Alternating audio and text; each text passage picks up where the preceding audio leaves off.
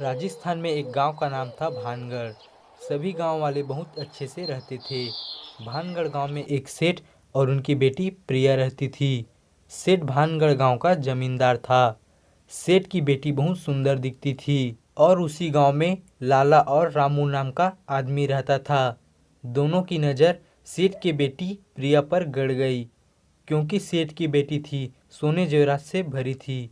फिर दोनों एक दिन कुछ बात कर रहे थे।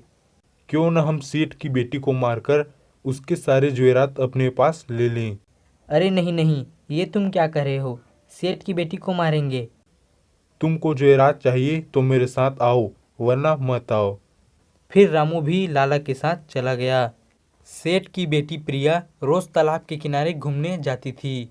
फिर लाला और रामू ने प्लान बनाया कि इसे इसी तालाब के किनारे मारेंगे और सारे जेवरात पकड़कर यहाँ से चले जाएंगे। एक दिन सेठ की बेटी प्रिया तालाब के किनारे घूमने आई और उधर लाला और रामू पेड़ के पीछे छुपकर देख रहे थे कि जैसे ही मौका मिलेगा हम लोग इसे मार देंगे। फिर लाला ने सेठ की बेटी प्रिया पर हमला कर दिया और सेठ की बेटी को मार दिया।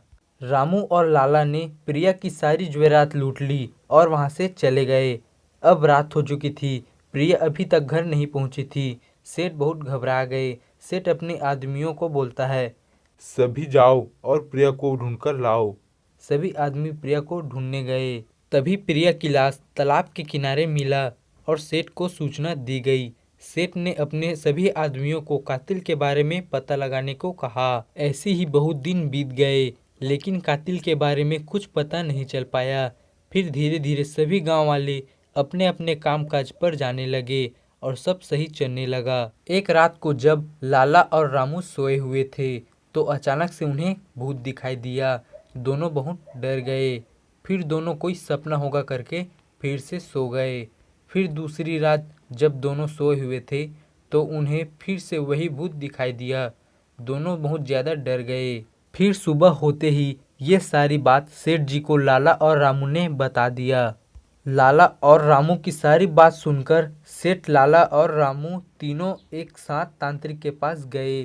फिर तांत्रिक ने कुछ मंत्र बोलकर पता लगा लिया कि भूत कौन है।